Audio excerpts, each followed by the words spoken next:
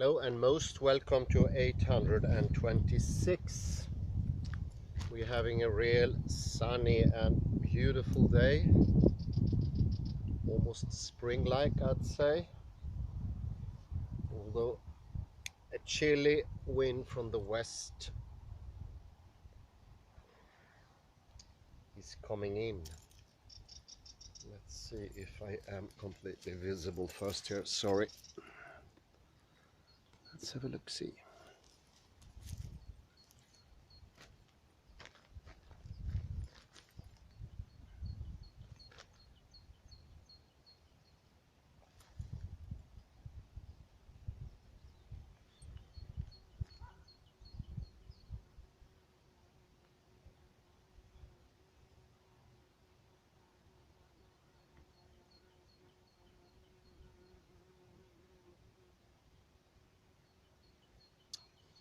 Well, I would like to continue today with Ear of the Other.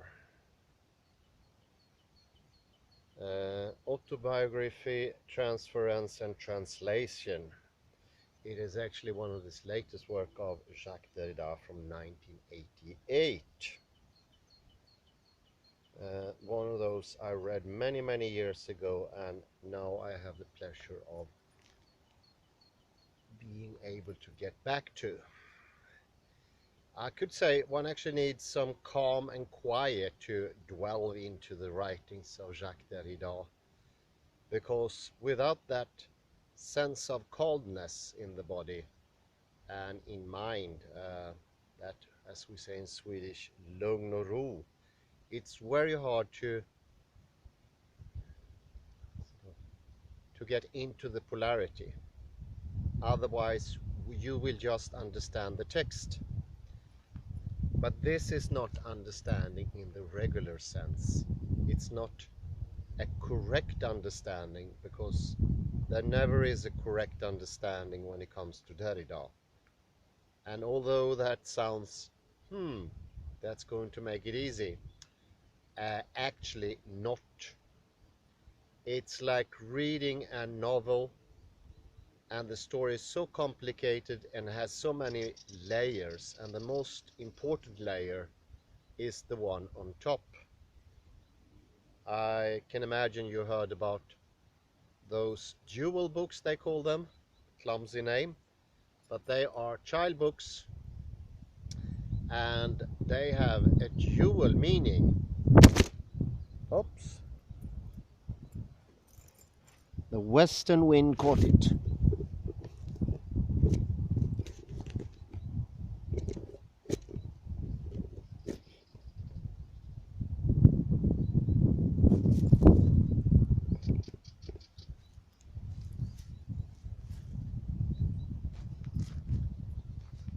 They have a dual meaning, so it can be read both by the adult and the child. The adult can read it for the child, and they will come to different understanding.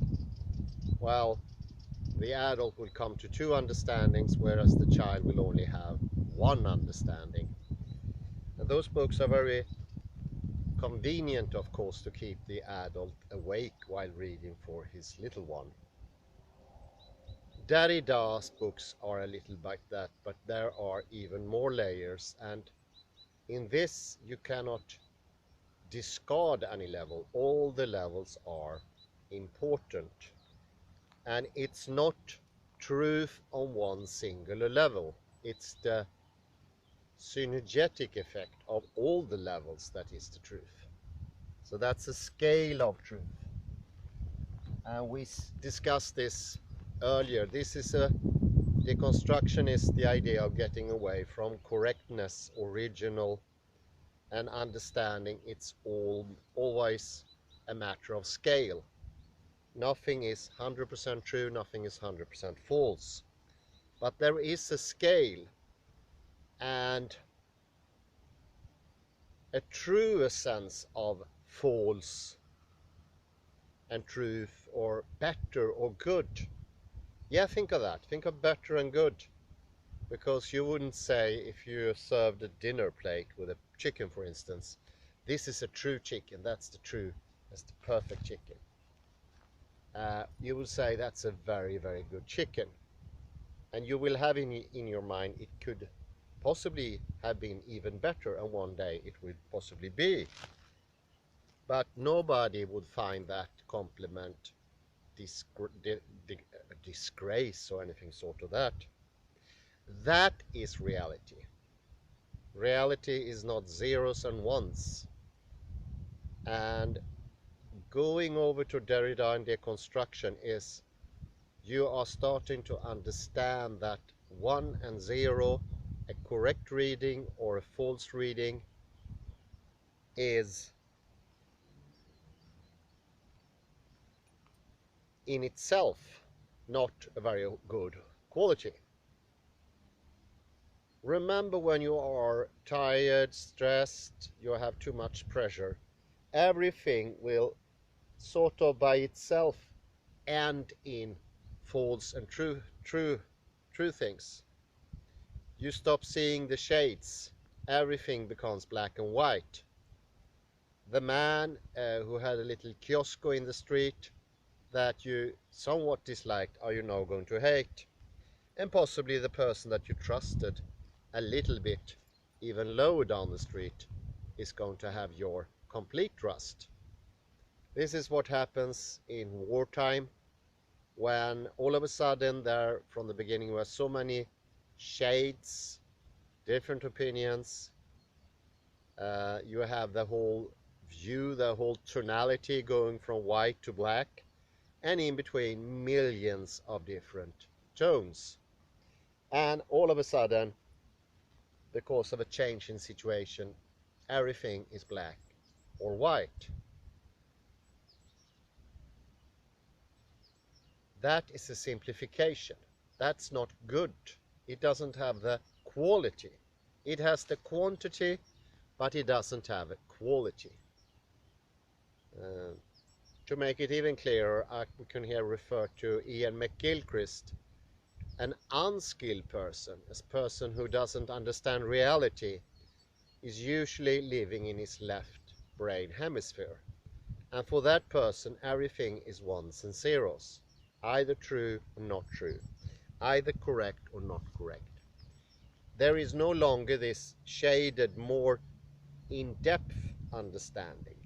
It's a shallower understanding, and it's a lot less real.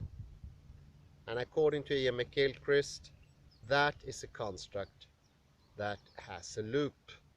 It's subservient to itself. It doesn't need any intake or outtake to reality.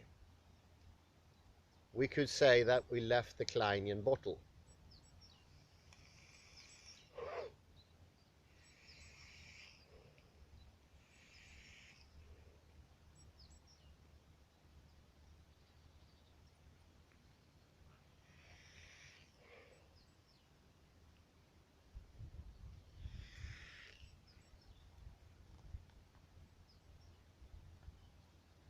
When we get to Derrida, we get an understanding of the depth in the text. That it has a lot more to it than the shallow, superficial, oversimplified and hasty zeros and ones. One being truth, zero being untrue, or the opposite. Because when it's stressed out, when it's not the calmness, everything goes into ones and zeros, and you lose the complementarity.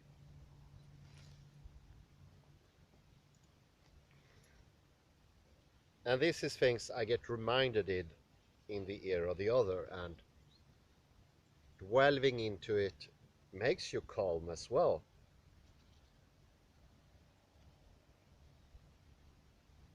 So the deconstructive gesture is something that is not negative, it's not destructive, it's not a criticism of the text or nor of the author or what he is intending.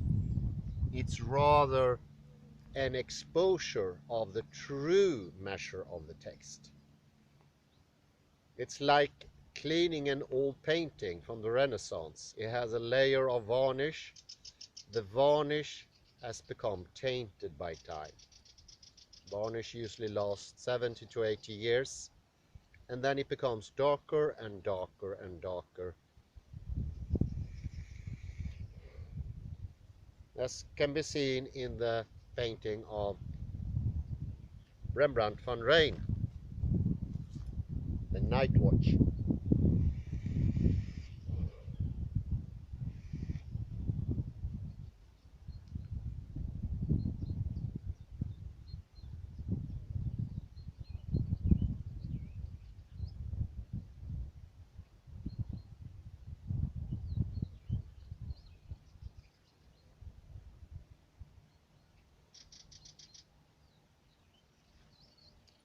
And I think that's a very good saying, something to remember whenever you encounter a text. And it's on page 85. The deconstructive gesture is not negative, it is not destructive.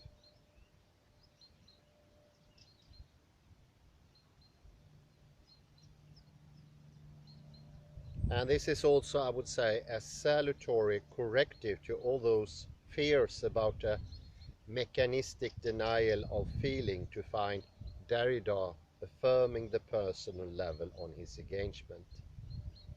Later in the text you can read, the text I want to read from the deconstructive point of views are texts I love. With that impulse of identification which is indispensable for reading, you find that in page 87. And the impulse of identification, a simple phrase, yet it refutes so many misconceptions about dehumanized detachment in Derridian analysis.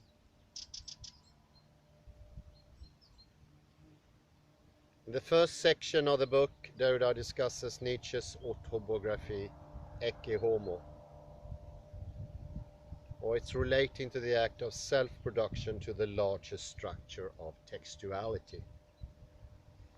He unravels the paradox that an autobiography gains its authority as a text about the self, not through an act of self-signing, but through the reading, hearing of another.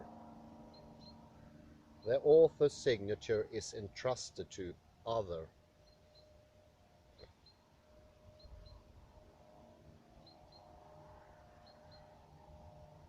So everyone who's reading the text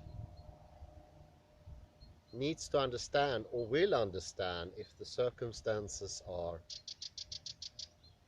benign. If you are in a nice environment, you manage to calm your mind, then it's the only chance that you can get into the text and give full measure to it. You are part of the reading process. Let me make this comparison. Imagine that there are two different readings, like I mentioned in the beginning, with some children's books that can be read on two levels. Imagine it's the same with physics, that the mechanistic viewpoint, say the ordinary common sense viewpoint of 0 and 1, sharp ends and big differences between subject and object, that can also have a greater depth to it. You can compare that to the reading of the adult, who sees beyond maybe the simple sequences that the child perceives, to have a more in-depth. And the deeper you get, the less things are correct. And why is that? Well, in this context, the reading is involving you as a hearer, as Derrida puts so nice in the ear of the other. You read, you hear your own voice. The observer is in on it. And if the observer is not in on it, the text doesn't have that depth. the more you get into yourself, the more you can get from the text. And compare that to the first example of a classical physical reading, then it's all or nothing. All the information supposedly comes from the writer to the reader. It doesn't go in the other direction. And this is something that is very akin to the idea in The Ear of the Other, because he wants to show that it's a dual process, and that Nietzsche signs his book Ecce Homo posthumously, and we don't have to make such a sharp limit to what Nietzsche is or could be, that he can still talk to us even though he's longly departed. That is a view that doesn't cut well with mechanical philosophy or mechanistic thinking, for many reasons, but mostly in this case I would say because the observer is not in on it. When the observer is not there, the subject is not there in the same level, and this is always a level. Going upwards, you reach Nietzsche more and more, because you need to be balanced to understand the text deeper and deeper. And it's this whole idea of depth in the text. Whereas polarities shut the depth out. You can think of polarities that they are like direct reflections. We use the mirror from Rodolphe Gasquet, and that direct reflections come in quicker somehow. Use that gestalt or mind image.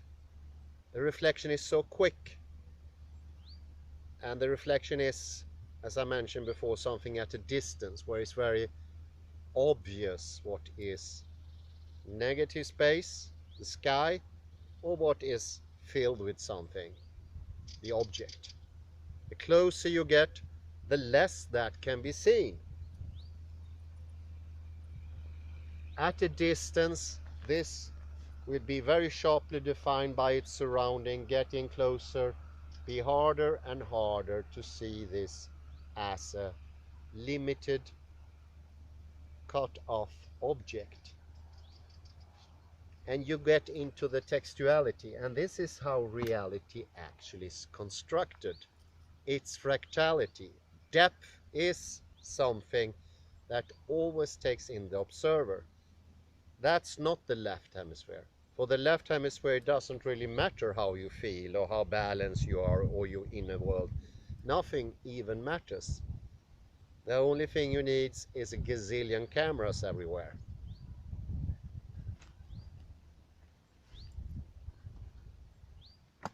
It is much more to it than that.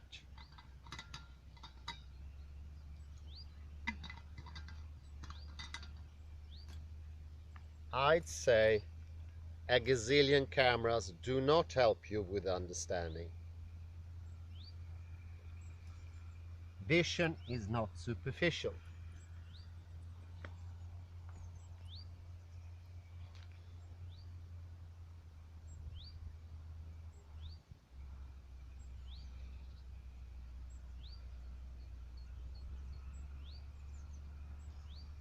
So I think that might have helped, because think of it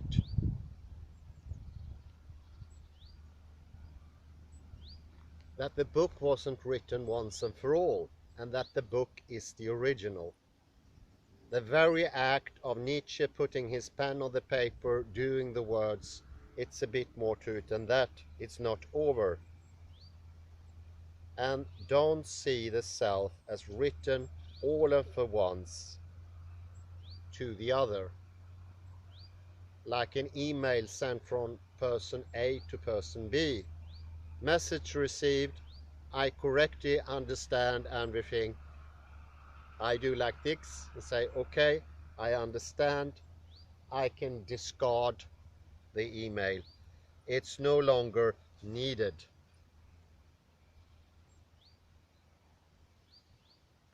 The ear is rather an organ for perceiving this difference, and as such it's a listening ear which signs the contract through which the self and its message are constituted. Interpreted politically, textuality. It is we then who honor the author's signature through the contract that is signaled by the differentiation of the ear, through the hearing of difference, through the reading which constitutes the identity of the self as a writing and written subject. So we look now to the self as text, and we find that there is a complicity that is problematic of the structure in textuality in general. And it is Derrida's approach to the relationship between the biological and the biographical. And he's here playing on the division of biology, as I mentioned before, into bio and logical. And this indicates the written nature of any life we desire to know about. And the biological self is always at once both life and discourse, bios and logos.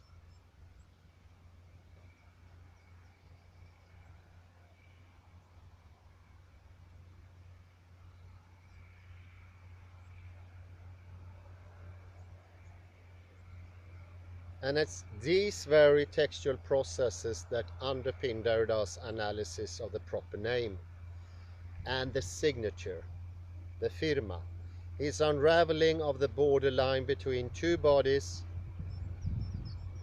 and that is between the empirical corpus of the living self and the textual body of the represented self. Divisible, dynamic, this borderline is strangely evanescent. Neither border nor line. Think about the Klein bottle here. It's a Klein bottle in action. The signature is a sign for the writing self, but precisely as such it traverses the divisions between work and life, between the system and the subject of the system.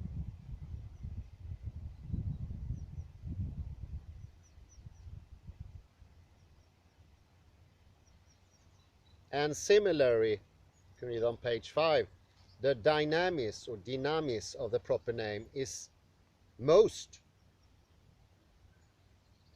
and here is the cite, most especially not a thin line, end of cite, between the enclosure of philosophemes on the one hand and the life of an author already identifiable behind the name on the other. Page 5.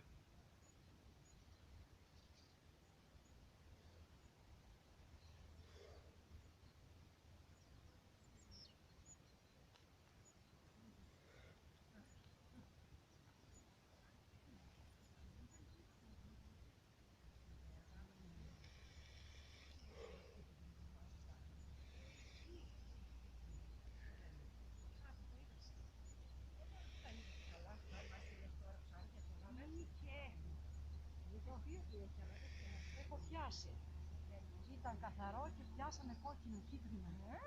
Κάτι ψάρια τρώγονται. Όχι, απαγορεύεται. Είναι για τέτοια, για να πάει στη γυάλα.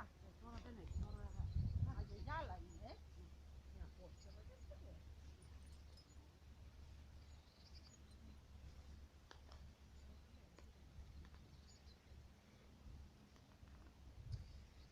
And let me return to the eternal return.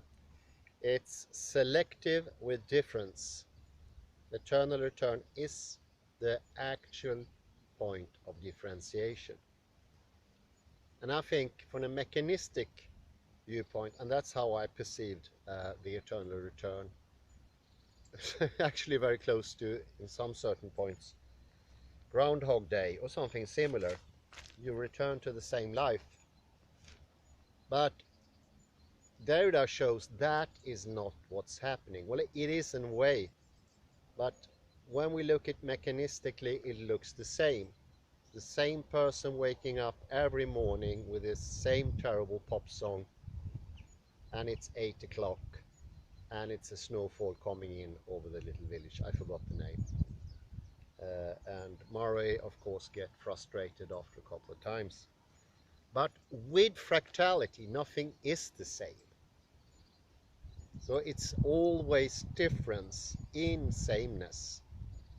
We have the identity here of the mirror in a certain way, that we get fixated on the idea, an idea we cannot see or perceive or experience, and that is that the reflection hints, it's a pointer, and that pointer says there is an identical image of myself somewhere else put on myself.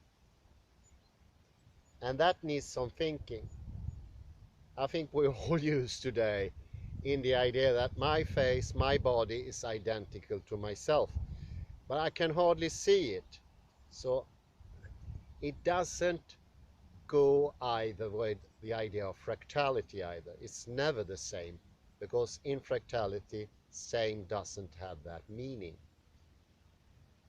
Sameness is rather the Derridian tool of iterability. Iterability. I'm not sure about the pronunciation, but you can contrast iterability with repetition.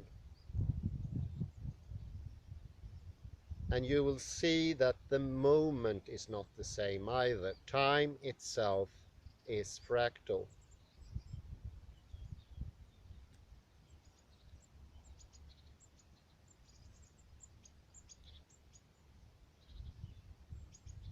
An act, that is, signing the proper name, is something that seems so singular and idiosyncratic, enters a structure where it exists in terms of multiple and repetitive actions. But still, it does not recur as mere repetition and similarity. The eternal return is selective.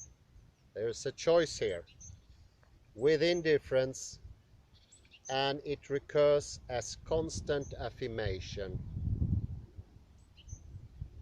from the pacts and alliances where signing parties and a differentiating here as literal other or as the self as other. They affirm each other through their contractual agreement.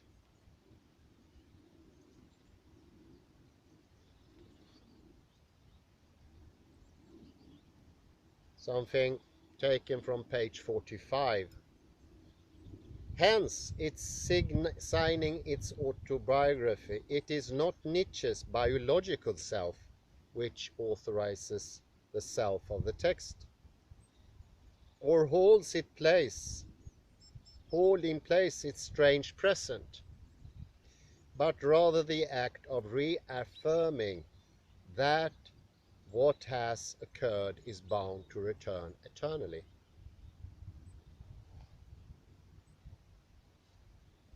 So we, and that's including the listening ear as well as Friedrich Nietzsche, cannot think the names of Friedrich Nietzsche, therefore cannot literally hear them.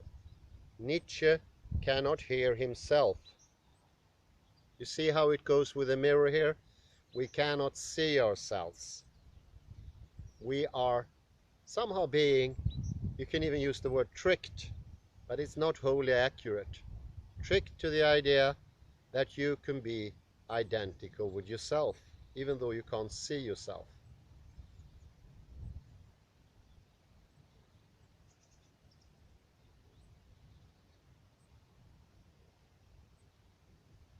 The text is always different to itself.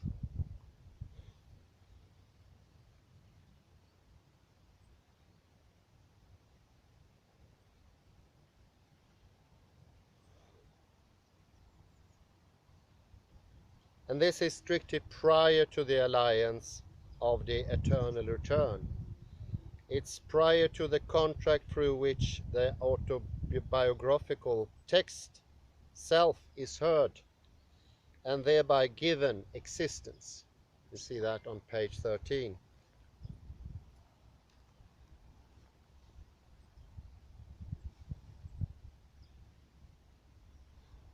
And this can be, this is really wearisome, but we have a really nice thing here from Rodolphe Gachet. I mentioned it before, but it's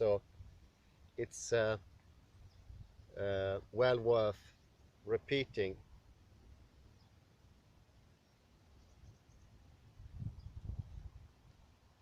Gachet wonders to Derrida, and I mentioned that, or sorry to repeat it, but he wonders if Derrida's notion of the text rather excludes any relation to the empirical at all. And you can find that on page 42. Derrida's response was, predictably perhaps, he questions the assumption underlying the question. The very formulation of such question is problematic, since the very value of empiricalness, or the very contours of an empirical text, or any empirical entity, are themselves the product of conventions and discourse. And I would add here, within parentheses, textuality or difference, differences.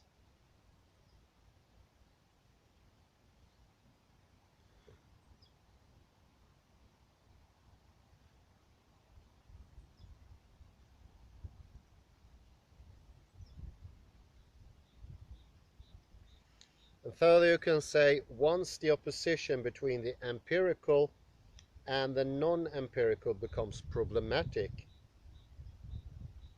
he or she no longer knows what this experience is that grounds the value of the empirical. What is the original experience of the empirical? What is the original atom, if you want? What's the original formula or molecule system for metal? And so on and so on.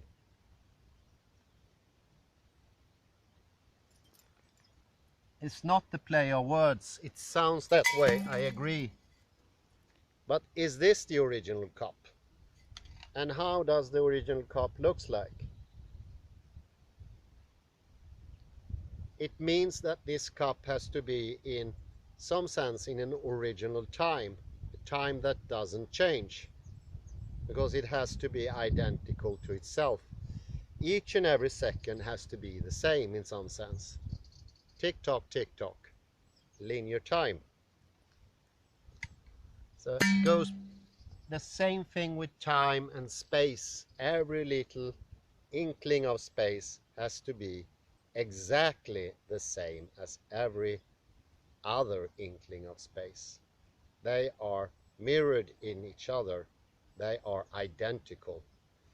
And they are identical in this special magical sense. We're not talking normal identity. We're talking something even better.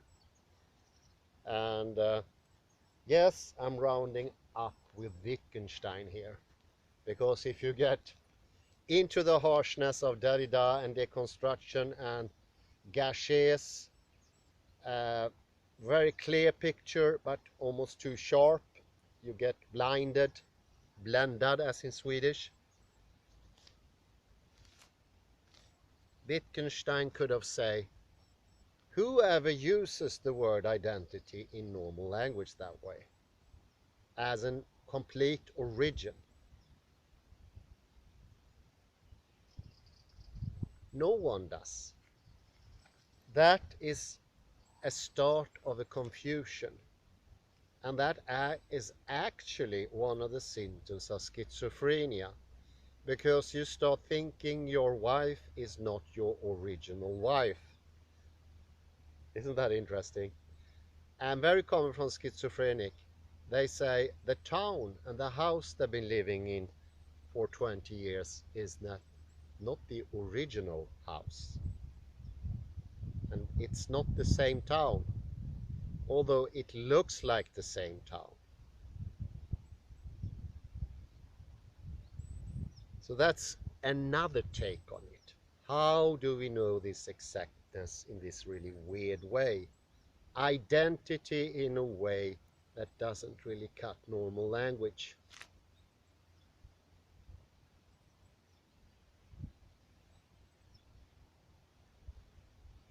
It's like he's having a piece of machinery and some screw gets loose and disappears. Oh wow, it disappears into a gutter. It's gone. Are you lost? No, you can use another screw. And it will look identical. Every screw looks identical in the box. You can put it in. But a schizophrenic or an analytical philosopher will say, hey, that's not the original screw. We have a problem. And that's once more is the get here problem. Somebody sees some smoke somewhere. It's not the original smoke coming from the burning house.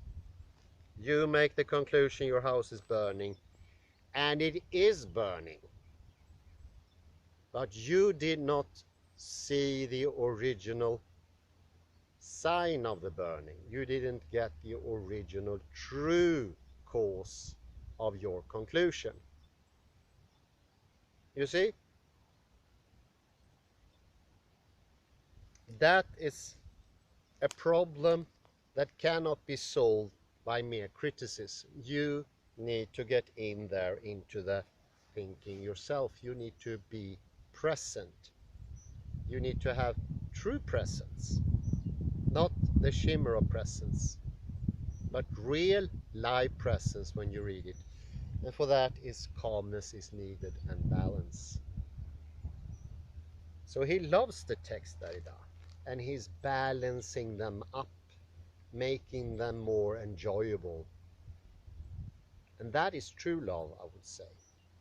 Caring about the thing you're taking care of, doing it justice, doing this people who in many senses still are alive, because their textual self are constantly present with us. So to say that they are completely gone is an exaggeration, because the identical person is no longer here in that extreme take on identity. Well, that's some thoughts for an afternoon, I say. I did that mid-siesta, and I would not say that that was true emotional regulation, but somehow I got inspired by the sunlight here, and I wish that you have a very, very pleasant afternoon, you too, and all tips are most welcome. Have a pleasant afternoon and goodbye.